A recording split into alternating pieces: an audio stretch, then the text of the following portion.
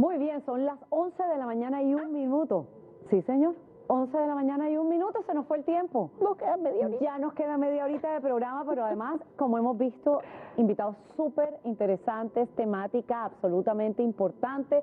Hemos hablado de todito.com, como le digo yo, y también, por supuesto, la música que no puede faltar aquí en nuestras mañanas.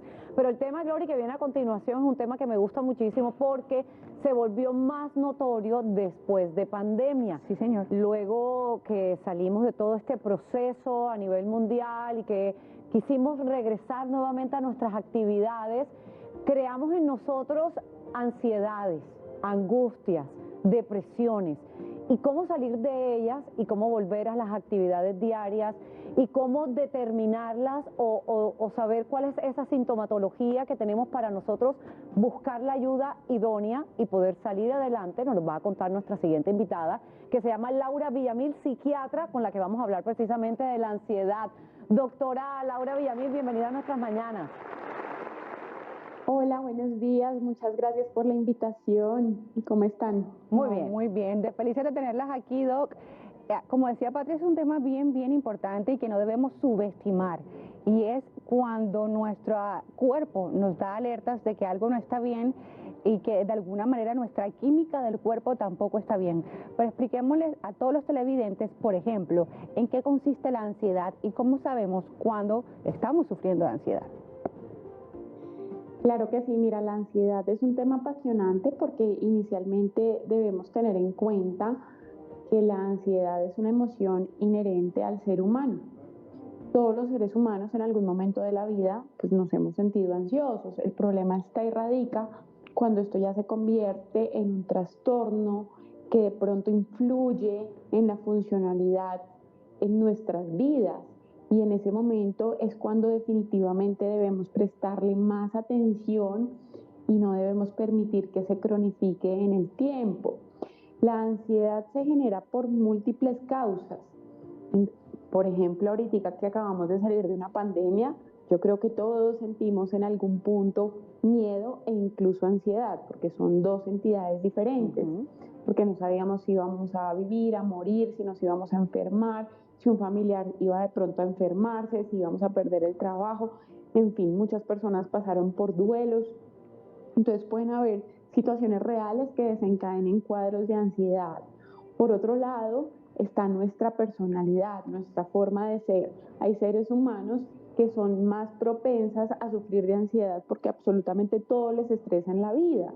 Entonces, estas personas deben tener cuidado con sus pensamientos, con sus recuerdos.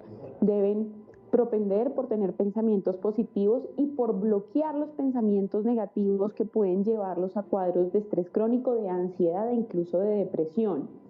Luego están las personas que están a nuestro alrededor. Hay personas que chupan nuestra energía, hay personas que tienen vacíos emocionales constantes, que no han trabajado por superarlos y que pueden generar en nosotros muchísima ansiedad.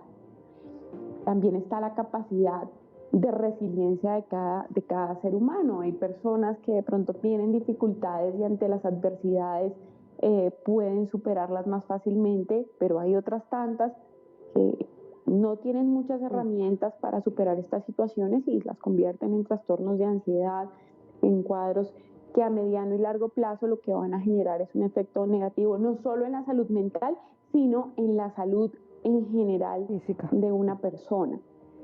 Pero vamos por parte entonces. Porque, sí, doctora Laura, vamos entonces a iniciar, por ejemplo, con esos síntomas o esos signos que debemos tener en cuenta para saber que estamos en un proceso de ansiedad individual, pero también de pronto para saber que algunas de las personas que están a nuestro alrededor, de pronto nuestros hijos jóvenes, que también pasaron por procesos de ansiedad, por la pandemia también, o nuestros padres adultos, o nuestro compañero de vida, nuestro esposo también, cómo determinar que esa persona que está a nuestro alrededor está pasando por un proceso de ansiedad, nosotros mismos autoevaluarnos y saber que no estamos del todo bien y buscar la ayuda que corresponda. La ansiedad tiene unos síntomas mentales y tiene unos síntomas físicos. Mentalmente, entonces vamos a empezar a sobrepensar las cosas, vamos de pronto a empezar a tener pensamientos catastróficos en lo que se relaciona a nuestras vidas, a nuestra pareja, a nuestro trabajo, empezar a decir, pero ¿y si no llego a fin de mes con el sueldo? Pero ¿y si me enfermo? Pero ¿y si me ponen los cachos? Pero todos son pensamientos negativos. Esta cantidad de rumiaciones mentales lleva luego entonces de pronto a presentar síntomas físicos. Entonces dentro de los síntomas físicos de la ansiedad tenemos palpitaciones, sensación de opresión en el pecho, muchas veces las personas sienten que no pueden respirar, en ocasiones sienten que se van a infartar y muchas veces esto los lleva a consultar a diferentes especialistas que no son el psiquiatra. Ya cuando llegan al psiquiatra es porque han ido al internista, al gastroenterólogo, al fisiatra. Bueno, otros síntomas como dolores musculares, dolores de cabeza debido al estrés, también pueden presentar un sinfín de síntomas gastrointestinales, entonces son personas que sufren de intestino irritable, de diarrea, viven con distensión abdominal, con estreñimiento, también estas personas pueden sentir sensación de vacío pues en el estómago, entonces son una cantidad de síntomas físicos diferentes. Obviamente la persona va a tender a evitar esta situación que le genera ansiedad y por eso es tan importante como aprender a identificar qué es lo que nos está generando ansiedad, si es una persona, si son nuestros propios pensamientos, si de pronto es nuestro jefe, si es nuestra pareja, para justamente trabajar sobre esta situación y evitar que estos síntomas pues se cronifiquen en el tiempo y que además tenga otro impacto más fuerte, porque el hecho de vivir estresados hace que tengamos luego fallas atencionales, que podamos luego pensar que son fallas en la memoria. También las personas que, no sé, en algún momento quieran quedar embarazadas y están bajo estrés, esto se puede dificultar, este proceso, el sueño, salen canas cuando estamos estresados por periodos largos de tiempo, ¿sí? Nos arrugamos, que justamente el cuerpo inicialmente va a reaccionar dándole más atención, digamos, a los órganos más importantes. Por eso tenemos taquicardia, por eso tenemos dificultad para respirar. Todos Ataques estos de síntomas. pánico, ¿no? O malestar en el estómago. Exacto. Todo eso. Y esto se da debido a la activación del sistema nervioso central simpático. Pero luego cuando el estrés se cronifica en el tiempo, el cuerpo va a decir, bueno, yo para qué le voy a poner atención al pelo o a la piel, y justamente por eso es que hay ciertos síntomas ya después de un tiempo, como por ejemplo las canas, las arrugas y otros síntomas y otras situaciones que se generan por estrés a largo plazo. Así es, doctora. Estaba pensando que veo con regularidad un programa que muestra cómo las personas se terminan volviendo obesas justamente por su ansiedad al comer, pero que detrás de esa ansiedad, cuando el doctor o los psicólogos psiquiatras comienzan a investigar qué ha pasado, qué ha desencadenado esa ansiedad por comer, siempre viene por un trauma de la niñez psicológico, en la mayoría de sus casos. Es posible que nosotros podamos ocultarnos entonces, así como esas personas lo hacen en la comida, con otras situaciones para intentar mitigar ese problema que de raíz no nos dimos cuenta que estábamos pasando o que nos afectó de tal manera que también nos desencadenó ansiedad. Es muy frecuente. De hecho, ahora las personas, los millennials, tienden a querer ser felices todo el tiempo. Quieren evitar las emociones negativas. Las ven como algo muy malo y definitivamente está bien de vez en cuando sentirse triste. Es normal de vez en cuando sentirse mal, sentirse ansioso.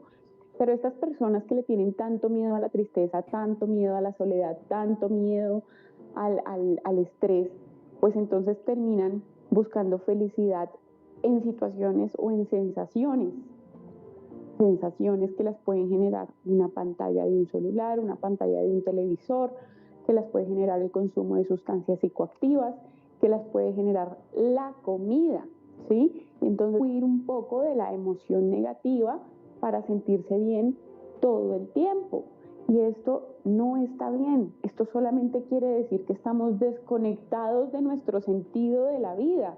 Muchas personas no le encuentran sentido a la vida, no conectan con las cosas felices del día a día y por eso huyen ante estas situaciones o ante estas sensaciones, y el mundo está ahora lleno de sensaciones. Sí. Es más, los mismos alimentos, hay muchos alimentos que ni siquiera se les puede llamar alimentos, son un revuelto de sustancias químicas con un montón de sabores explosivos que lo que hacen es distraer a nuestra mente, a nuestro cerebro, y definitivamente nos desconectan de la realidad un poco, y además nos generan adicción, porque está claro que los alimentos altamente palatables y los azúcares nos generan adicción porque, claro, actúan en ciertos circuitos de recompensa a nivel cerebral y nos hacen sentir una sensación de gratificación, y eso a la mayoría de las personas les encanta.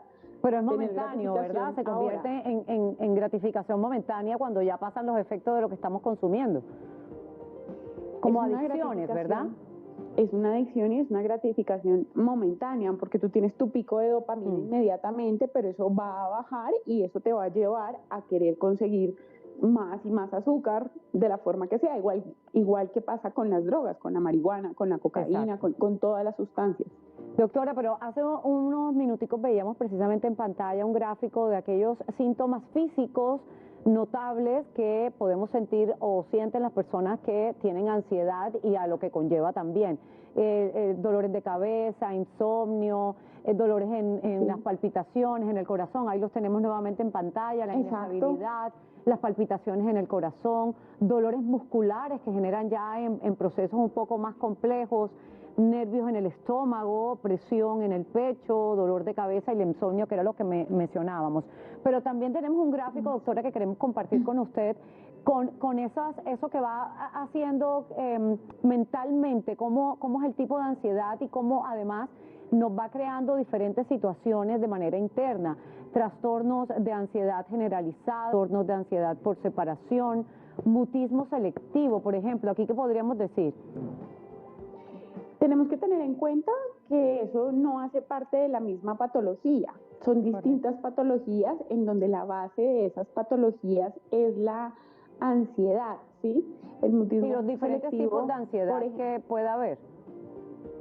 Son trastornos diferentes, exactamente, son trastornos diferentes en donde la ansiedad es la reina, porque pues una persona que digamos tiene agorafobia o tiene una fobia específica, digamos, a las arañas, la base de eso es la ansiedad, porque ver una araña le va a dar ansiedad, ¿sabes?